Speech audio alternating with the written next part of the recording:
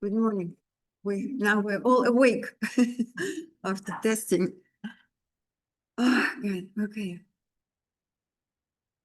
Well, thank you so much, first of all, for inviting me here, because as I mentioned, for me, it's very important I can share with some interested people what is fascinating me.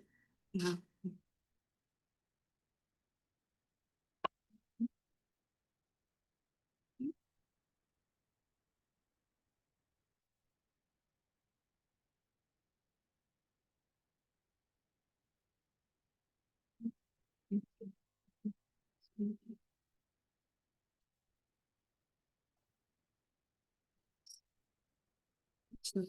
Yeah, how come we can't sound hear this without?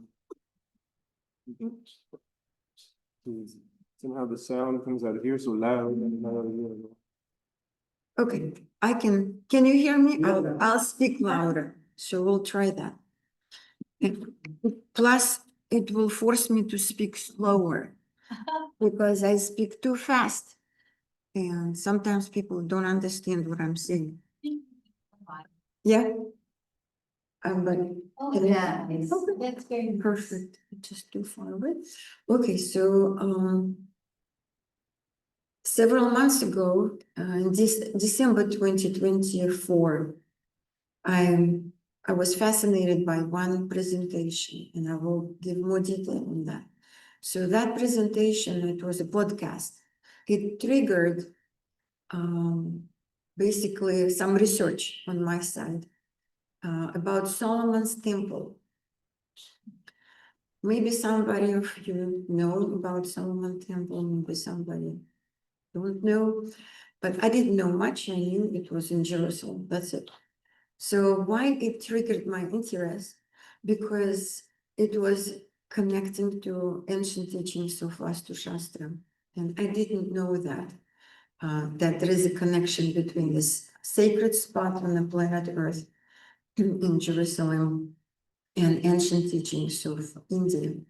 So I would like to explain and share. For me, it was my discovery, what I discovered. You might be interested as well. So I titled this lecture as Secret of Solomon's Temple and Universal Qubit Archetype. And I will explain what it is.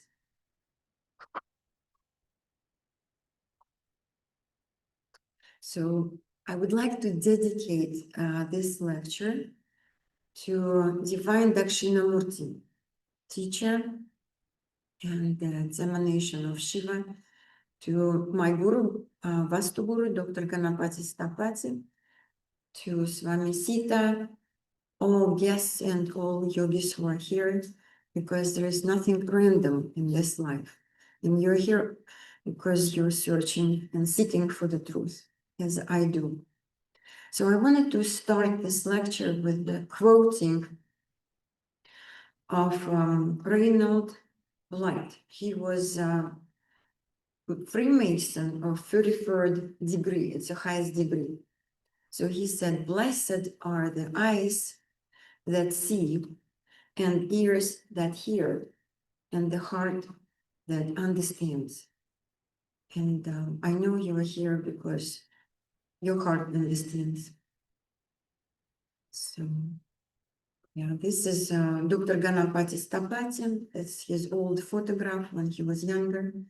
So he was traditional architect, and he had the title Padma Bhushan.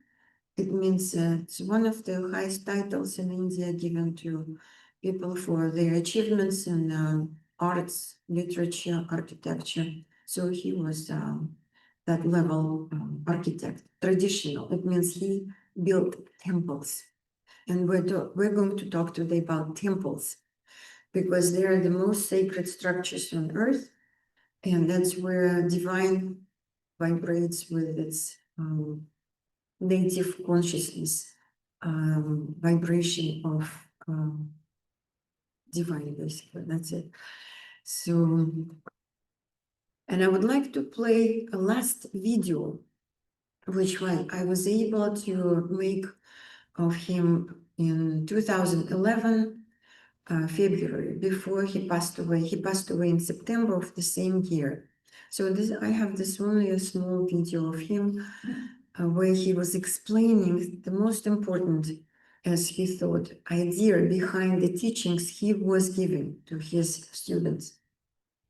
So I actually kind of wrote it down because you won't understand what he's saying. Maybe some people will, but his accent, South Indian accent, he was from Tamil Nadu. So he was reading in Tamil from Pranava Veda. Pranava Veda, he was saying it, madam, it's a first Veda. It's about universe, how universe is constructed. And I think through all these years, it's 20 years, I'm basically researching on the structure of the invisible universe and trying to connect to what scientists know, what historians know, architectural historians, and the ancient teachings of India, Vaastu Shastra. Vaastu is pure energy, Shastra teachings about basically consciousness, how it pervades everything, how we are connected to it, and we are consciousness, and we're in the ocean of fabric of consciousness. And so we'll talk about that today. So first I'm going to play his video with him. Only this simple that people don't know this kind of energy and how they vibrate their own information. This vibration particularly started with everything. And the respect with each other and all one experience. He said yoga. Yeah, he said yoga. And you would think how yoga and architecture can be connected. They're basically we are connected because yoga is experience. And that's what he was saying. He said most people don't understand what is inner vibration, what is outer vibration, and how it's interconnected or resonating with each other. If they're in sync or resonating with each other, then you have experience, and that's yogic experience or divine experience. That's what you're achieving here by doing yoga.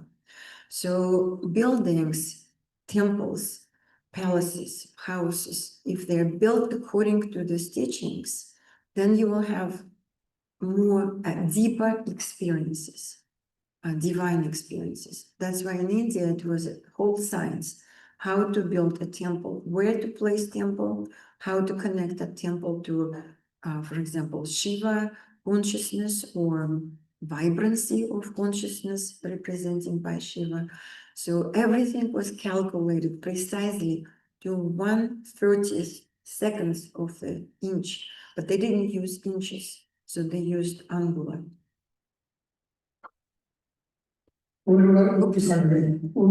Okay, so in 2005, when I went to India, that was my first time when I met Dr. Ganapati Stapati. I studied with him for 2 months, and then I would go almost every year, sometimes twice a year, to see him again and continue my studies from him. And it's like a Gurukul system, yeah? So Guru and the student. And sometimes he would sit with closed eyes, wouldn't say anything, and I would feel something was coming into me.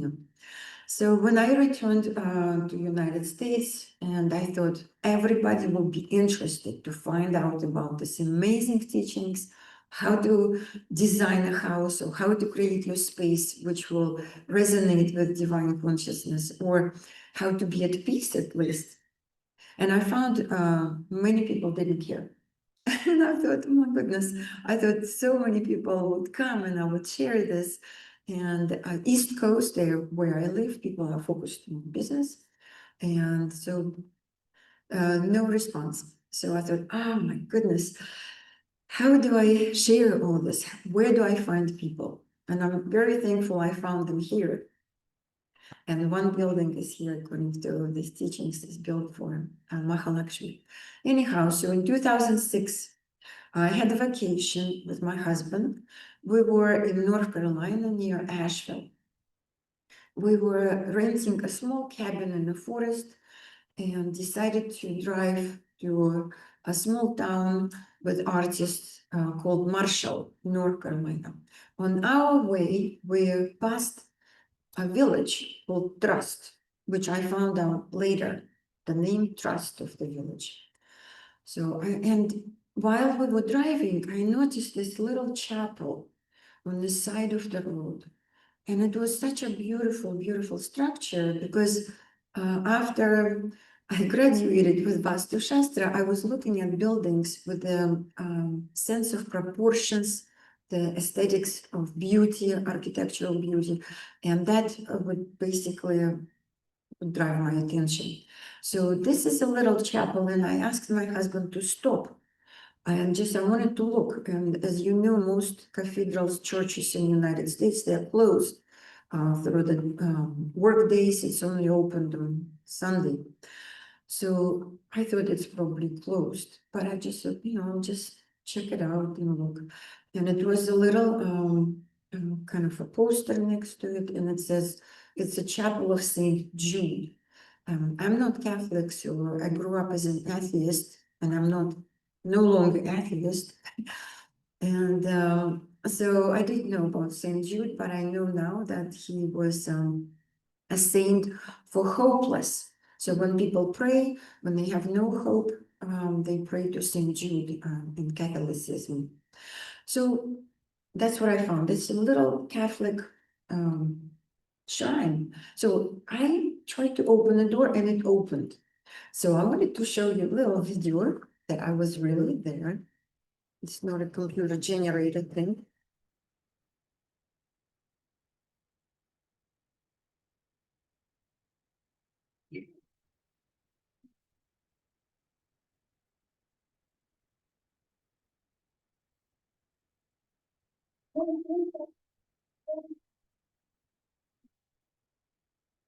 I told my husband, it's so beautiful inside because he walked in and he said, oh yeah, that's cute. And I said, let me sit here for a little bit. He said, okay, I'll wait for you outside. He grew up in Holland, a Dutch person, very structured. And so we're different, but we're together for 30 years. So I was inside of this shrine. And I noticed on the wall, it was cut out from a newspaper. And it was yellow and old, you could see it's old. And it was a little dusty inside, like two small benches and a little folding table. And people leave like little bracelets, things like little stones. And the big, beautiful stained glass window with St. Jude blessing for somebody who's praying. And a big fluffy Bible, because probably used many times. So I read this article, and it was about a woman who was sick with cancer. She had stage 4, and the doctor told her that openly, because like in Russia, you would never hear that, but here people tell you right away, 3 months, that's it. So you have 3 months of life. So she's like, okay. She started praying to Saint Jude. She was not ready to leave this body because she was not that old. So miraculously, she healed. And when she prayed, she promised to Saint Jude that she will save money and she will build a chapel, which will be open 24/7 for anybody. And it was opened. I was able to walk in. It was like 8:30 in the morning. And so I thought, wow, and she lived 11 more years and then she passed after that. So when I was there, she was no longer on the physical level. So there is a website now, more people go there and miracles happen actually. So she was, I quoted from the website of this chapel. She said, I am a miracle. I would sit on the steps in prayer, and I was like left with this hearing that the God would tell her. So basically build it and people will come. And so she saved money and she built. I thought, my God, this is really special place. So I sat down on this long bench, and I thought, I want to ask God, point blank, am I doing right? Is this my path? Vaastu Shastra, construction and design. I don't have clients, nobody's interested, but I'm still trying. And I thought, how do I know if this is how God would tell me? I don't know. I cannot hear it. So I thought, oh, I'll just, it was just instant thought. There's a big fluffy Bible. I thought, I'll just close it and open randomly and just point. And I opened, pointed, and I'm reading, and I can't believe my eyes. Because I didn't read Bible for God knows many years, all Upanishads, Vedic literature, this is what I was interested in. So they hear Bible, and I'm like, wow, Ezekiel, it's Old Testament.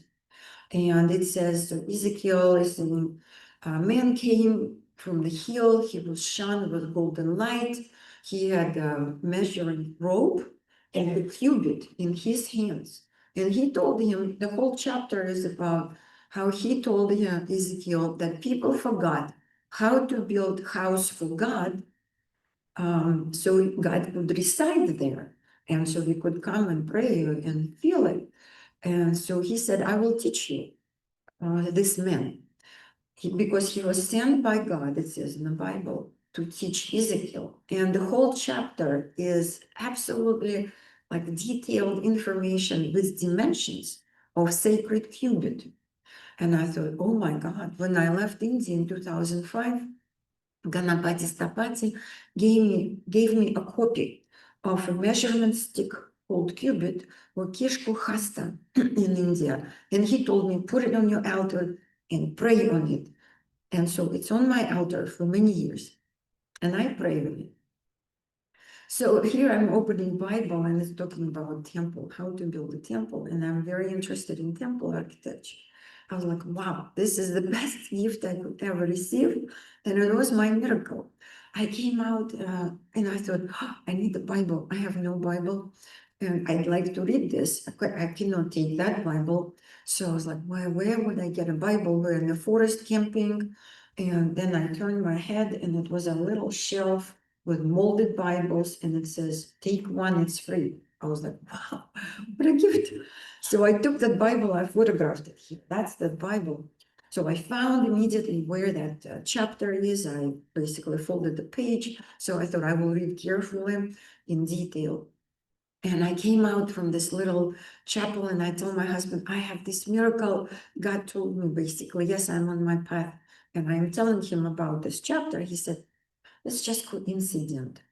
I was like, well, okay, coincident for you, for me, it's miracle. So, and I was just so happy. And I thought, how can I share with Ganapati Stapati?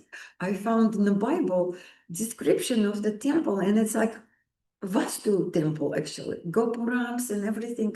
I mean, everything what was there very much resonated with what I learned in India. So I thought, where would I find the email to email? Because during that time, 2006, I didn't have my smartphone. We didn't have computers with us traveling and things like that. So in the forest while we were driving, and by the way, the town was called Trust. Can you imagine? I'm in town Trust, opening Bible, and it says how to build a temple. And that's what God said. I was like, okay, I'm definitely on my right path. I don't have clients. That's okay. So at least I can share with you what it is. So that was fascinating. So next day, I decided to find a place where I could email to Ganapati Stapati, and we drove. And again, in the forest, I don't know how, it was a library, public library nowhere. And I said, can I please use your computer? I need to email to my teacher. And I said, I'll pay anything, just please let me use your computer. They said, this is free, just go. I was like, oh my God. So I emailed him next morning. I came back to the same library. I got an email back from Ganapati Stapati. He said, Madam, I sent my people to buy a Bible. And I read that. You are lucky. Jesus spoke to you. He told me. I was like, okay, I saved that email. So that was years back, 2006, right? I'm still doing Vaastu Shastra studying, giving lectures, and have some students in Russia. It's actually it's a big movement. Everybody, a lot of people are trying to build according to Vaastu Shastra. So I give online sometimes classes. So anyhow, in 2024, I hear this podcast. Shankar Vedantam, he's from Los Angeles. He has this podcast about brain and psychology. Nothing about spirituality, it's just pure science. He invites people to talk about our behavior and popularize psychology. So he starts usually with a very interesting, intriguing beginning for his podcast. So this time he started about Isaac Newton. And what he said, it really triggered my interest again. And I thought, oh, I have to continue my research in this direction about Solomon Temple. So I would like to play for you what he started with what he started his podcast, because he started in such an interesting, intriguing way. And I asked them if I could use these 2 minutes of his speech, and they gave me permission. So let me play.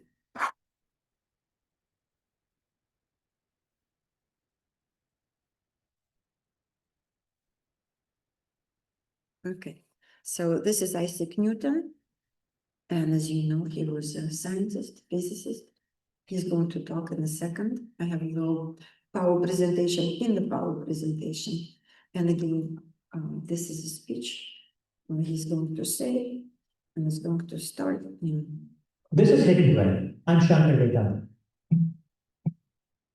The biblical King Solomon is said to have constructed a religious edifice nearly 3,000 years ago.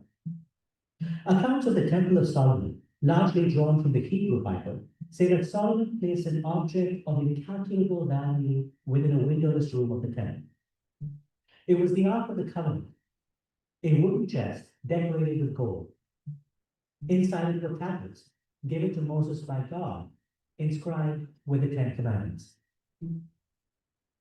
Remnants or artifacts from the temple have never been found.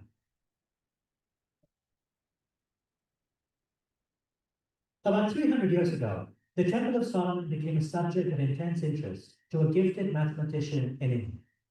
Isaac Newton came to believe that biblical accounts of the temple contained messages and clues that could be mathematically decoded.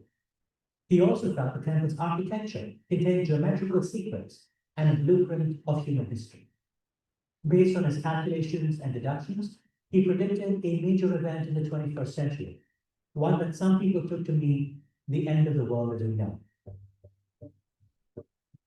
Even as he dabbled in what would now be considered the occult, Isaac Newton also famously revolutionized our understanding of the physical world. He came up with laws of physics that are still taught in high schools today. His contributions to mathematics, especially the science of calculus, are used on a daily basis in fields as diverse as space travel and epidemiology. How did the scientist who helped us understand the law of gravity come to believe he had special powers to decode scripture? Why did one of the most influential mathematicians in history spend so many years trying to turn base metals into gold? It's easy to say Isaac Newton was being brilliant when he was inventing calculus and foolish when he dabbled in the occult. The truth was that Isaac Newton saw both of these as forms of exploration. It's just that we know that one turned out to be right and the other turned out to be wrong. He said, and the other turned to be wrong, and it's not wrong. So apparently, the host has asked you to start your video. Yeah, you said. So what do I need to do? Did they lose me? You just can't see you, the recording, you turn this on. I didn't, it turned off itself. Okay, so he said, Shankar Vedantam, he's well known nowadays. It turned to be wrong, that Isaac Newton was interested in mathematical formulas. He wanted to basically explore Solomon's temple. So I thought, no, it cannot be wrong because he's such a brilliant man. And apparently 50 years of his he spent on basically he sent to basically he wrote several articles and publications about Solomon's temple and occult mathematical calculations because he wanted to prove the connection between human spirit to the universe, to buildings, and it was disregarded. So most of his writings forgotten and lost, the last ones. And so I wanted to prove to myself, because I knew deep in my heart, it's not wasted time from him, yeah, what he did. And I found amazing, absolutely amazing proofs as soon as I started digging into that. And by the way, his last publications, writings were sold for nothing. And somebody bought it and section. I think they should be studied. So let me something is going on here. So Zoom is acting up. I don't want to close the program. And it's not responding. Are you on the Wi-Fi? Which Wi-Fi are you On your Wi-Fi?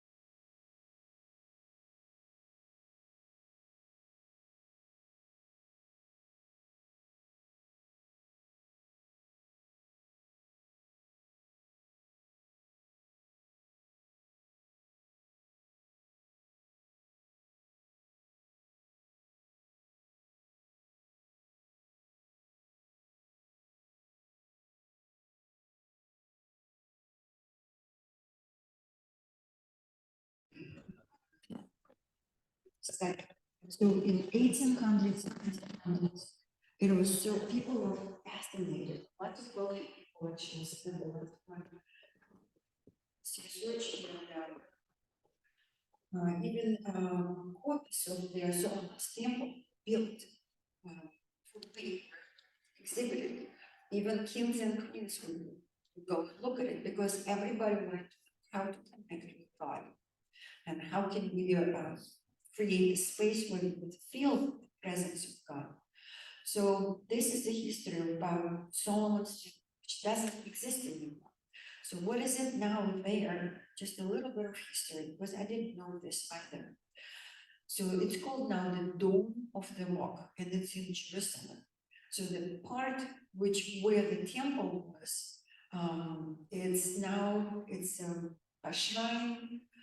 It's called Dome of the Rock, and it's Islamic place. So for Jerusalem, Jewish people, they have only a wall which is left, and they don't pray it.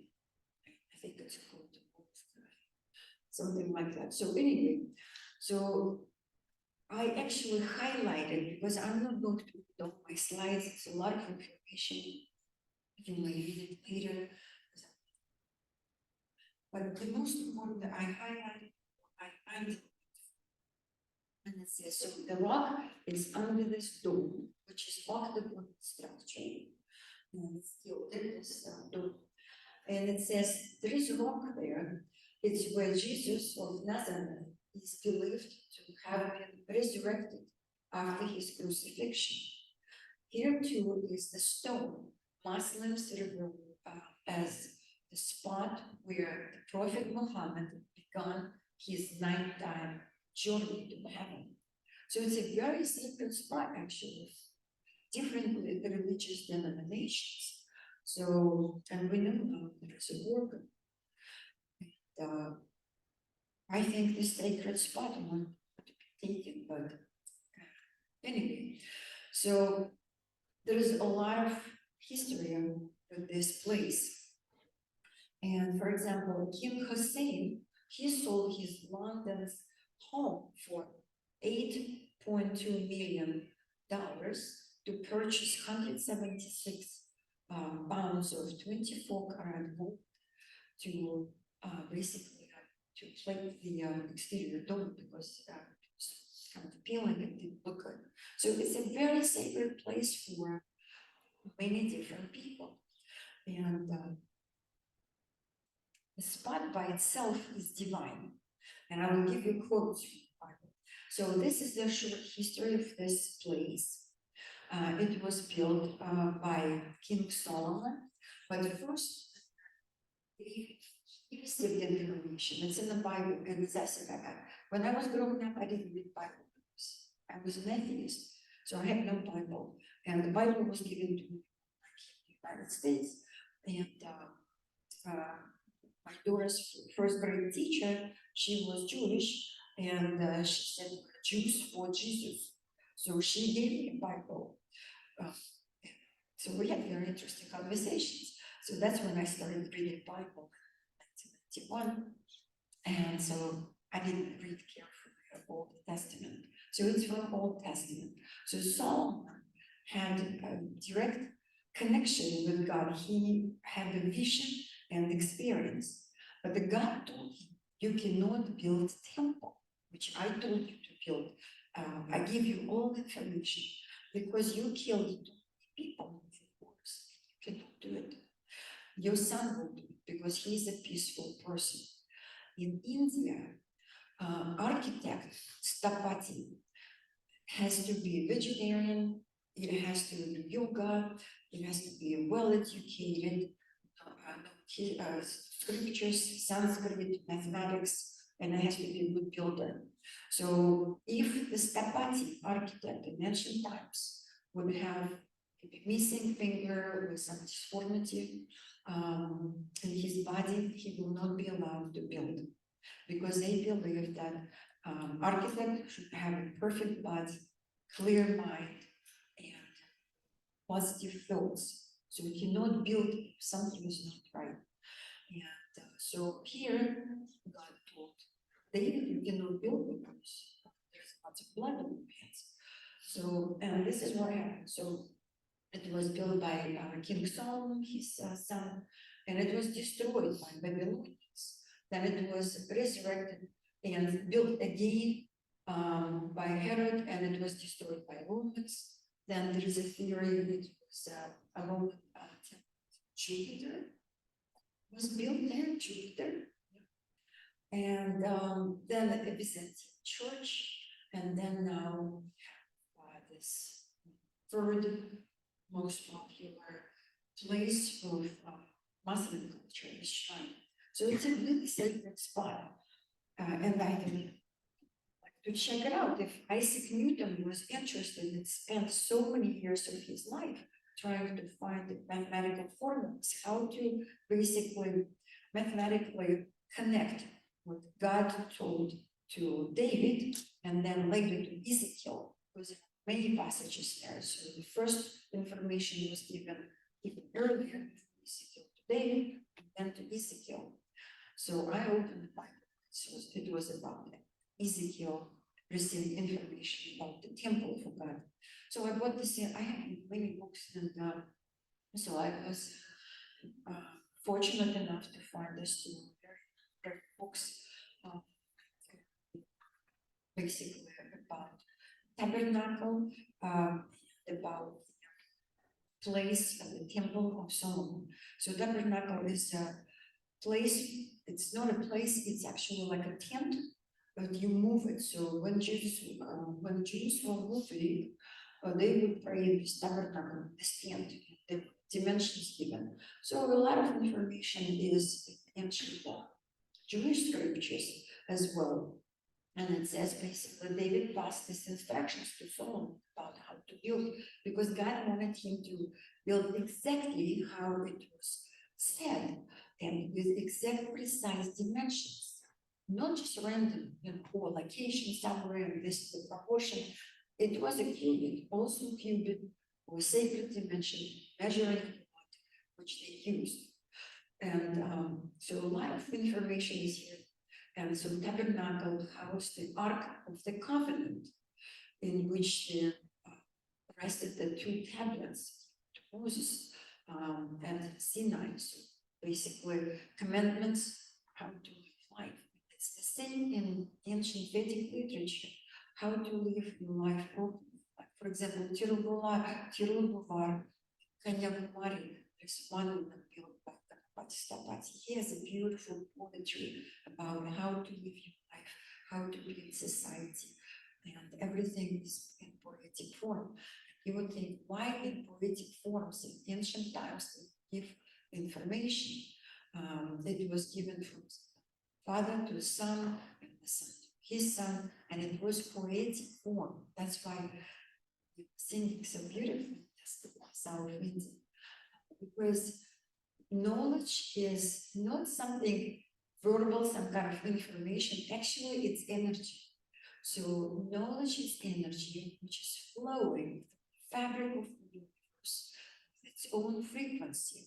Frequency of vibration is music. So music can be translated into poetry, because poetry has rhythm also. In India they call it Quran.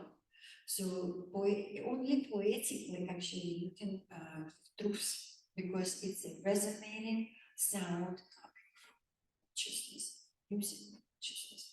So consciousness is vibrating or breathing and constantly talking to us through divine music of spheres, and then has its own frequency.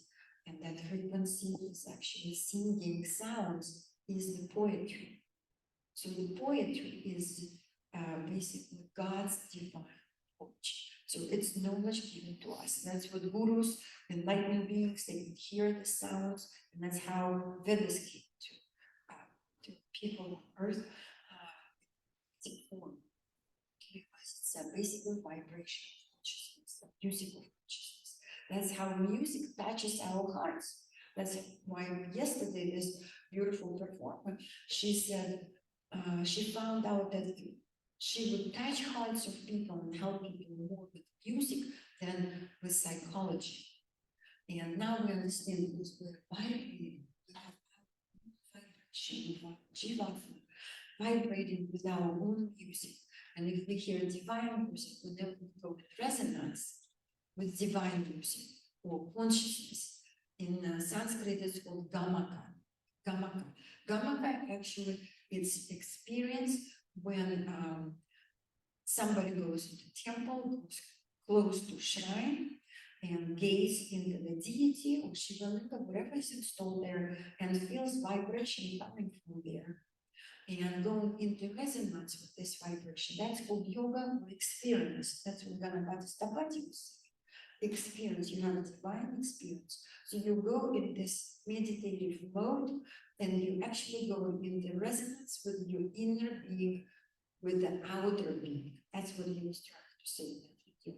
So, and the essence of all temples in India, and I studied Hindu temples, South India, Dravidian temples, they are all built precisely to specific dimensions, Kishkuhasta and sacred angula, because they knew that is the dimension of spatial invisible structure of consciousness. So we would be building into the consciousness with its own dimensions, which are multiplied many times in order to physically start measuring.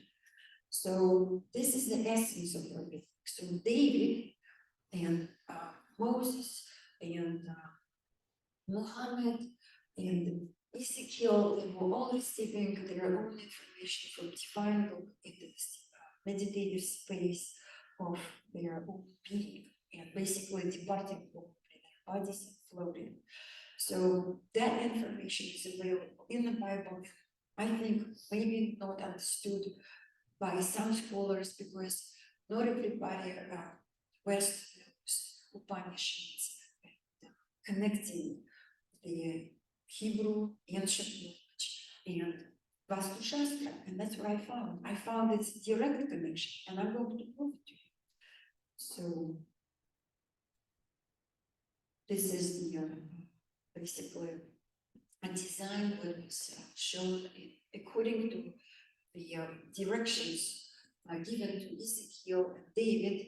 That's how the temple was envisioned, because there's nothing left, no drawings. It's only the portions of the Bible talking about dimensions of the gates coming in into the temple, about the sacred of the sacred, where the ark was stored. Actually, it's a cube, and I was talking about cube because Ganapati Stapati told me the whole universe is built from tiny cubes, which is cube again, yeah. And so we know in Mecca and also go around the cube.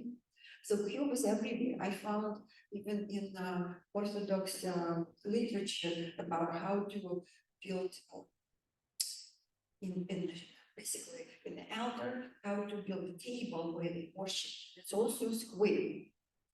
Square, cube, everywhere, in every religion, wherever you go, whatever you do, you will see this cube is square.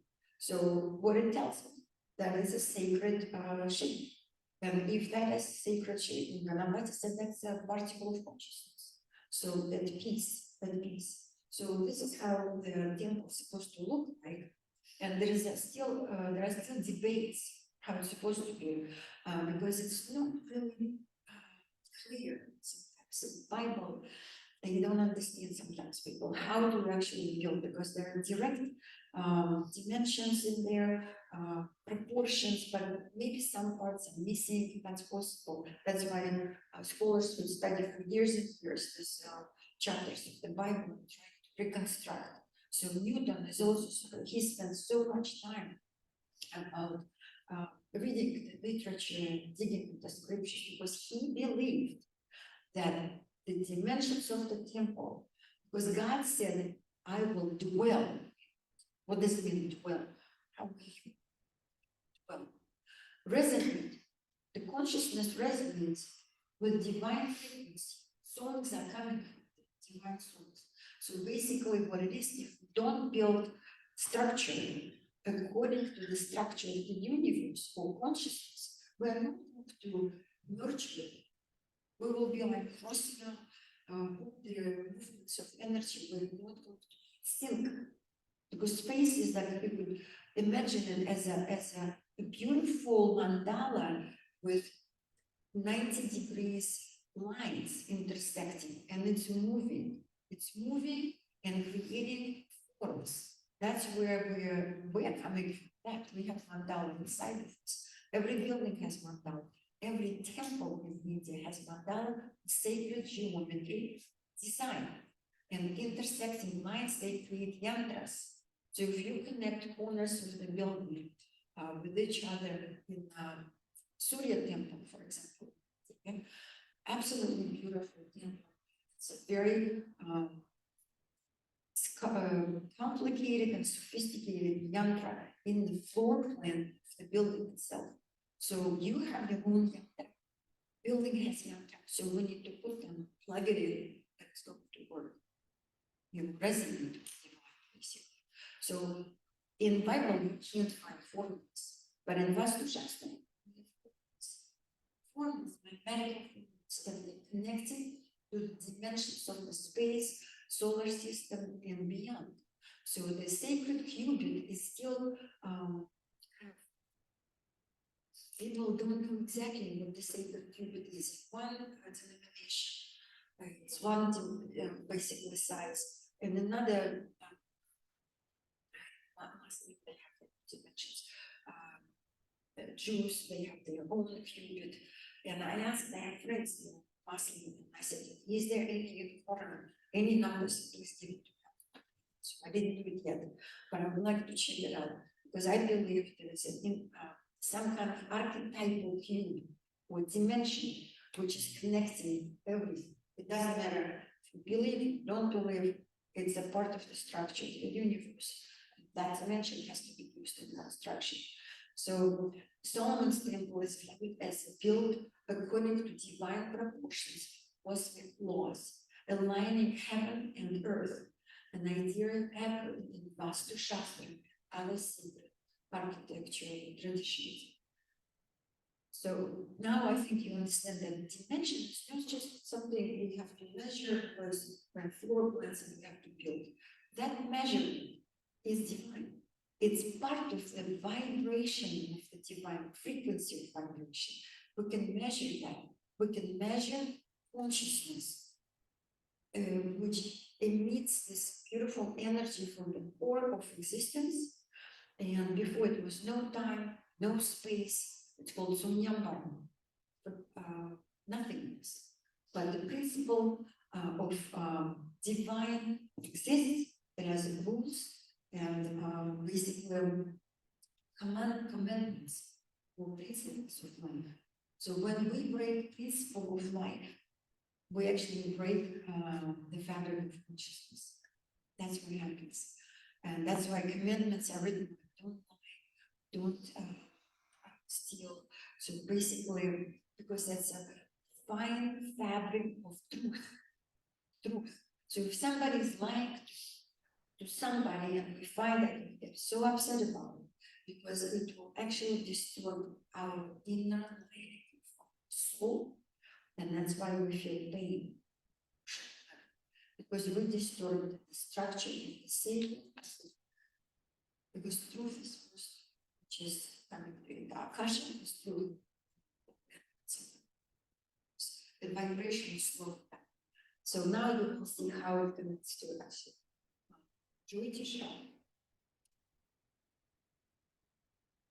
So this is about the cube, yeah? It says the Newton, and he makes an important observation.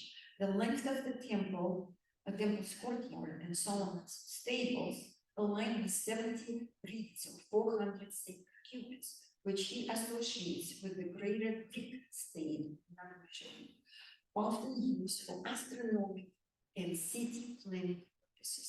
So what it means that direct distance between sun and earth, there is a distance, right? So it has a specific ratio. So if we will implement that ratio in our construction, we will rebuild a smaller portion of the solar system. So because solar system is not random, there is a meaning there, it's moving because it's thinking and feeling. That's why everything is moving. It's like protons and neutrons, but a bigger size. Basically, it's like fractal structures in everything. Whatever is in the biggest, the same is in the smallest. And there is a Sanskrit saying for that. So basically, he was sensing Isaac Newton. There is a deep connection between the distances of the space, between the planets, how they affect us, and how it affects structure and people. So he wanted to show mathematically, and nothing came out. Maybe it's in his writings, but they're not known. So they're somewhere in somebody's side. So he was very close to that. And so if we use these measurements, the sacred measurements, then temples were built with these measurements, forms of the palaces, of pyramids. So there is nothing random. So it's connectors to the universal consciousness. Buildings are connectors. So you go there and you feel energy. Church, cathedral of old. Nowadays, what they built, there is no connection. It's just some random structures, some looking very scary. So I don't know. We went to St. Mary's Cathedral to get in San Francisco. It was closed, but the structure itself is like a spaceship or something. It's just strange. There is probably some meaning behind, but I was not able to get in. It was closed. I think cathedrals should be for some people, but anyway. So now, where is this visual connection to us? Yeah, so I found the research of one amazing woman from Australia. She is architectural historian. She's a PhD professor. She teaches history of architecture. Apparently, she spent years and years of her research, and that's where I found most of the information. So she translated even from Latin into English three books by the Spanish monks. They wrote in Latin about extensive research on formulas and connection of the Solomon temple to the divine vibration. So if we look, this is from these articles of this woman, Tessa Morrison, so I give quotes every day. So this is the diagram which was actually drawn by Isaac Newton in his research and then his Spanish monks. So as you see, there are symbols here, symbols of zodiac. And we take Vaastu Mandala. Vaastu Mandala is a construction in Vaastu Shastra. So in order to build a house, I would build Vaastu Mandala according to sacred dimensions, vibration of the person, vibration of the universe. I have formulas, okay? So, and every square of Vaastu Mandala has a deity, which associates with the space, cosmos.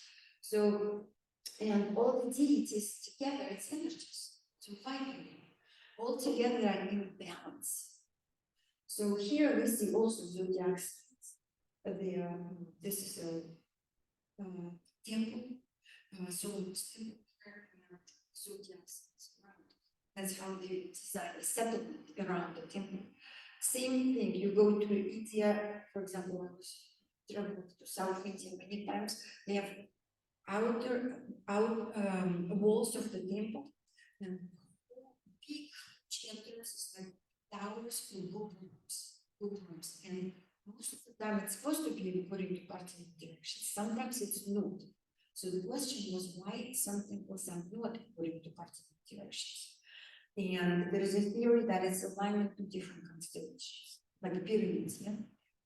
Also to align to some constellations. So to connect to specific cosmic energy experience, we talk to it, to sense it, to receive messages. So as we see here, there are squares everywhere. There are divine energies.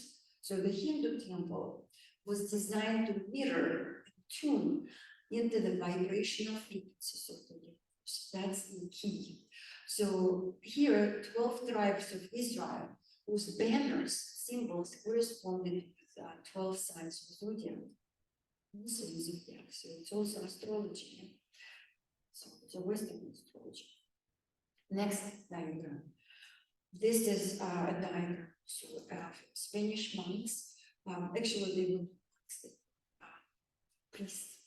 So Villapando, one of this is their design. He extracted information. 70 years they spent together studying different sources. So that is design of Solomon's temple surroundings. Again, we see squares and tribes of different Israelites, the tribes also in squares, directions, cardinal directions. Here, this is the cover of the book. It's called Vaastu Shastra. It's a Buddhist scripture found in Sri Lanka and translated into English. It has a lot of information about Hindu temple. So it's like so similar. Oh my God, I was struck by this. And to me, I was even texting to Swami Sita. I said, Swami Sita, this is incredible. What I found about, you will see more next slides. I see the incredible correlation between the Hindu ancient scriptures and Solomon's temple. And Swami Sita said, maybe you come in July and share with us. And then I said, oh my God, I spent months digging through all these different sources, buying expensive books. One book was like $300. I said, oh no, but then I found $400.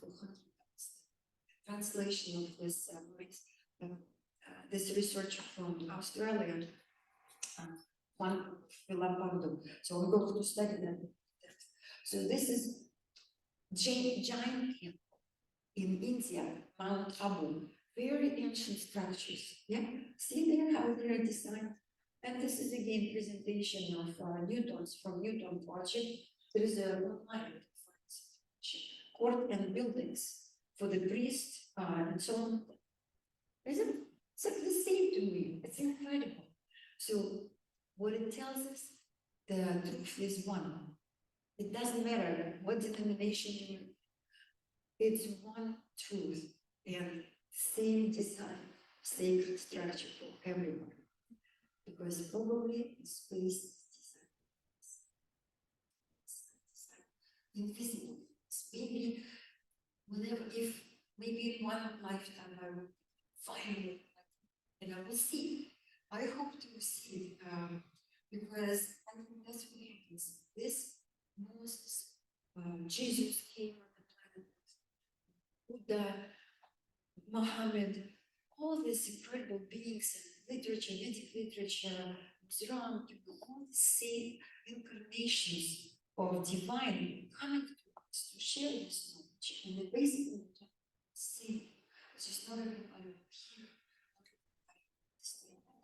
That's why I wanted that in the beginning to quote you. I'd like to have him understand your heart. Not mentally understanding with your mind, with your heart. Like yesterday we were talking about rasa. Yeah? So I was studying Bharatanatyam dance for 3 years because I wanted to merge with culture of India. And so my Tamil teacher apparently can you imagine what it means? Unbelievable. 1.2 billion people in India. Suddenly, my teacher, the Bharatanatyam, you going to participate because he was coming to the house of the parents and they saved him. And so she would serve him. And it's incredible how life interconnects. It's just beyond the principle. So, but I think what you said, your mind, your heart, finding the truth, it will start coming to you. You will see these messages everywhere. So anyway, this is another design of the temple, and as I said, in Jerusalem, with lots of people, serious people studying and praying, trying to understand and comprehend. And I think it would be great if we would connect cross-culturally and have like this gatherings, people see this once, and we won't have worse. So Alexander he described the banners of the of tabernacle, so directions, cardinal directions, diagonals, so different tribes. So the tribes of Jews, it's not just like a physical tribe, it's also archetypal. It's divine, it's zodiac. So the northwest it was the snake symbol and the white color. Northeast in their symbology of ancient Jews was Judah, it's northeast, it was lion, a symbol of that direction also, and here blue and the human being southeast. Yeah. So now what we see, Stapatya Veda, which I translated into Russian, has these directions also. As you see, northwest buffalo, northeast horse, cow, goat, again. Symbols. Why do you think there are animals there? Because from this corners of the universe toward their planet Earth, there are energies coming from divine consciousness and having specific vibrancy. So that's why they would represent different animal sounds. So it's singles, so people will grasp them. It's not like a physical horse, it's just like a horse running with hoofs, basically stepping on the ground of the earth, and we have a sound. So that is the energy coming from that direction of face. So see in the Bible described all these archetypal tribes. So here I did not play, I have to, but better not to play because it's popular. So if you will watch this movie, Indiana Jones, Spielberg, and Riders of the Lost Ark, So they are bringing this arc. And when I was watching this movie, I found suddenly a deep correlation to the priest because he was dressed up. Of course, research is really interesting, right? So some artifacts were included. So they did very interesting historical research in order to get this information to people and make it in a very interesting way, like just like somebody stealing this art. But anyway, so but this guy, he was an architectural archaeologist, and so he put this plate, it's called breastplate, in highest priest in the Jewish, basically, Jews, they would put this plate on their chest, that's kind of a breastplate with semi-precious stones. 12 signs of zodiac, 12 tribes. So again, so they would connect to constellations of zodiac while doing things. Okay? So I know from structure design. Oops. Okay, so there is it's called Navagraha, okay, but so with nine, and also in construction, same thing. So there's stone. So basically, it's a plate. It's best if it's gold, but not everybody can spend money on that. So copper plate with gemstones, also related to different planets. So in construction, gems would be installed in the foundation of the building to strengthen connection to the universal energies. Same thing was done in some.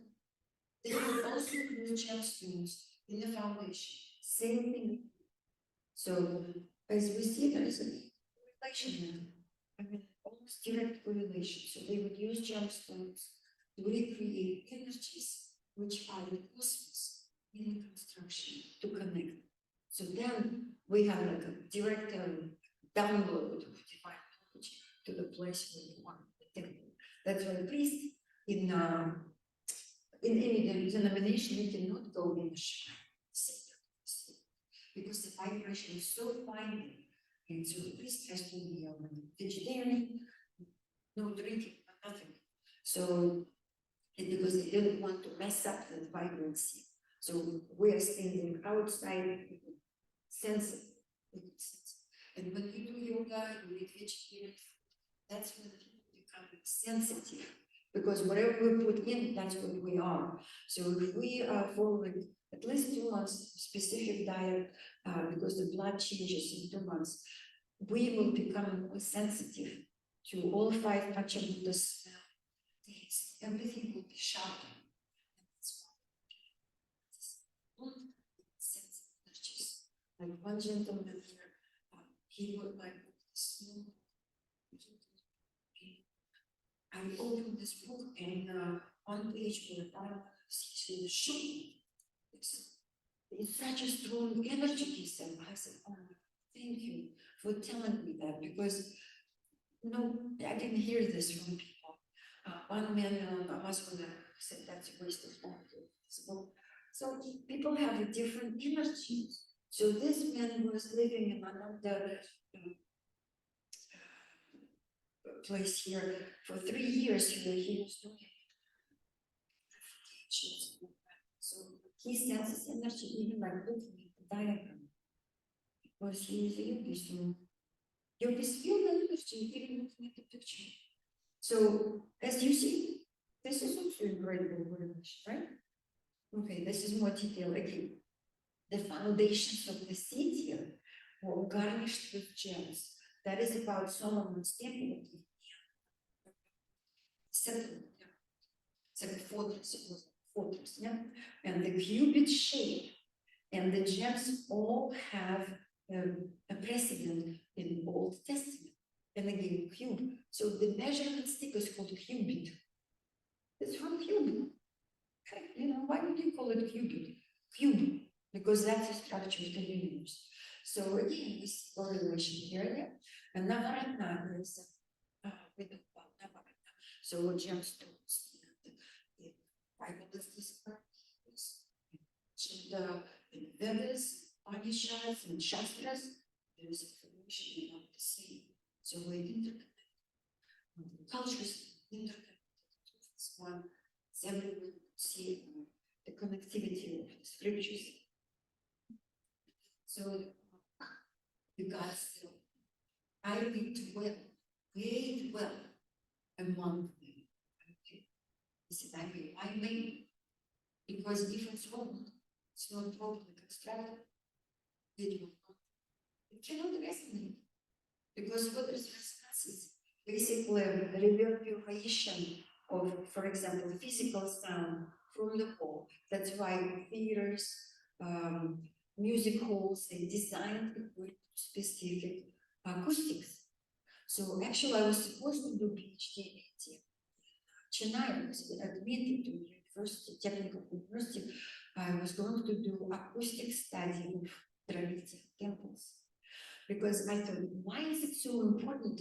These dimensions are so important. Now I know because that's how the universe vibrates. Yeah? So this is basically enlarged dimension of the sacred, how the first which disappeared and constructed our universe will decide. So there is structure, right? So, and if that structure is not properly built, then God cannot vibrate inside. It cannot, it's just off. So what happens, I thought acoustics should be the answer, at least from the physical side. So if I would study acoustics of them, I would find specific algorithms how to build that. Yeah? And then from there, I could do further, like a Newton. I'm not Newton, of course, but I wanted to find out the acoustic qualities of temples. And I wouldn't be allowed inside because I'm Hindu. So that was Garbhagriha. This translation is actually as kind of like a uterus where the divine energy is vibrating. That's why people, ordinary people, are not allowed to. Yeah. But in North India, there are some temples. I wouldn't use this word. So basically, there are temples. There are now museums. So if it's a museum, you could worship, you can go inside Garbhagriha, you can do measurement, do testing of acoustic testing. What kind of sounds would reverberate resonance? So what is resonance? So we tested some temples with my course with some of my students, architectural students. We would go to where it's just a museum. It's basically open to sky architectural museum. And so we would go with the Garbhagriha and we play notes. So if the note starts resonating, it creates echo. So when it's echo, we know, okay, so this dimension is resonating with this note. So we could actually tune and we would find out what constellation having this specific note. But I was told we need a physicist in order to help astronomers. So astronomy, astrology, ancient science, which is cosmology, shows practice and will tell us about how astrology influences. Because astrology is astronomy, but the view on astronomy is that it's alive. So it's alive.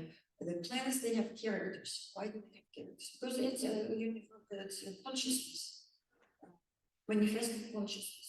So they have characters. What are the characters? It's a vibratory parameters of the planets. They are vibrating, moving around the sun. They are spinning around their own axis with specific speed. That's their music, the inner music, inner vibration. We're also vibratory beings. So if we deeper in our structure of molecular structure, deeper, everything is just energy wave. That's it, music. So if we're musically connected, so let's say the musical note is coming on July 14th, because it's not going to resonate with us. That's why it creates so much disturbance. So I think that's what Isaac Newton wanted to find through formulas, how mathematically to show them to people, because it's all mathematics. There's nothing else. That's why it's all should be calculated. So it's precise. The structure of our system where we live, universe, is precise. And that's why astrology is very precise science. It's called astrology because it shows the universe of life. Yeah, so our scientists, they think it's just a movie. So let's measure explosion happened, why explosion happened, big bang. Because the mind wanted to experience what it knows. So as we see so the sacred dimensions and proportions of the tabernacle, the sacred of the sacred, and the temple. What are the finally making them fit for hosting God's presence. That's it. That's how we do. It's simple, yeah, but at the same time, we have to dig and find out. So this is from this book's again description how to art was built. Again, they have exact dimensions for the art. Probably it was this essence vibrating, the higher essence of divine vibrating and telling the tablets which were written, yeah, the divine vibration was there, telling in poetic forms how to live life. So God was talking right inside. And so God is talking inside of any divine structure, temple, in the shrine. It's called Vimana. It's called Vimana, architectural term. There is Vimanika Shastra, flying chariots, yeah, in India, it's known. And Vimana is in the temple. It's actually architectural term, Vimana. That's where deity sits in this square base, and it's cubed, and then it's a pyramidal top. Little house. That's why houses, they have to have roofs like this. Otherwise, it's not divine because it doesn't fit the structure, the universal structure. Because that's how God talks to us through sacred geometry, through vibration, through songs, through poetry, through structures. They should be calculated and precisely built. Then God can dwell. And then we have experience. Because we are vibrating all the time. And then when you chant mantra, so what are you doing?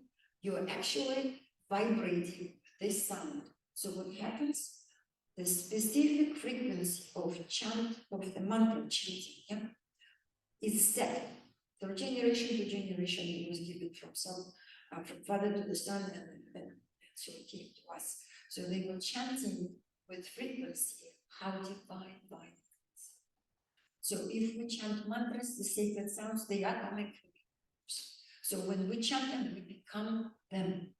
That's how we purify ourselves and we purify the energy around. Because this sound, when we go into unison, when we were chanting, and Panditaji was asking us to also say Jai, because then it goes all over around. If they want to, they don't, it goes purification. Houses are purified here. So plus we're here in this kind of valley, so the sound goes high up and purifies everything. So it's a very sacred. So this is the connection. I don't think anybody ever published this anywhere. I think it's sacred. So in Manasara, it's basically information, 7 volumes about sacred design and construction. Manasara, Maya. So in Manasara, there is a table of dimensions, sacred dimensions. And what I did, I mentioned in my first presentation, I used this slide. This is the size of fire. It's nowhere anywhere you find it. I hope I cannot say 100% that right. But if you follow this logic, it says, so Ganapati Stapati gave the dimension to us students, 1 inch and 3/8. He said that's this sacred dimension. So From here to here, you measure. In the ancient scriptures, there are 5 of them for every caste. So caste was not by birth in the beginning, but by your inner abilities, vibration. So that the longer angula was for priests, then it would go less and less. Workers would be smaller. But Ganapati told me, Madam, there is one very ancient one, and that's what we're using. And it's not because it's millimeters, it's the dimension which is given in the scriptures. So it's equivalent would be 1 inch and 3 inches. So in the Manasara, there is a table, and they say basically 1 paramandu. It doesn't say how big the paramandu is, it says very small, but 8 paramandus would be equivalent of the chariot of dust. Then multiply this chariot of dust 8 times, and it's going to be like a cut your hair. So the measurement of the hair cross section. Yeah. So it goes like this, and they multiply by 8. So the question is, why 8? Why is it 7, 5, something? It would be better because the universe vibrates with 8 frequencies. So it basically 12 states, 1, 2, 3, 4, 5, 6, 7, 8. And that's equivalent to equivalent of 1. So we have our own properties, physiology, biological properties in us relating to actually universal vibration. Females have periods of moon calendar. We're blinking of an eye according to 8 frequencies of the universal vibration. So that's why I have diagrams. It's not, I cannot cover everything in one lecture. I have to stop. Okay, so if you go backward from the speed of light, you can come up to 1. So I have to finish, and there is more. I'm not going to repeat so much of that because I didn't touch very important point. It's about the ancient scripture, Kabbalah, but maybe next time, because I have about Kabbalah, it gave connection to Vedanta. So I have that. Finish. Thank you so much. Then your mind is extraordinary. You have all this. Kabbalah, it's the Vedanta. Wonderful. Thank you very much.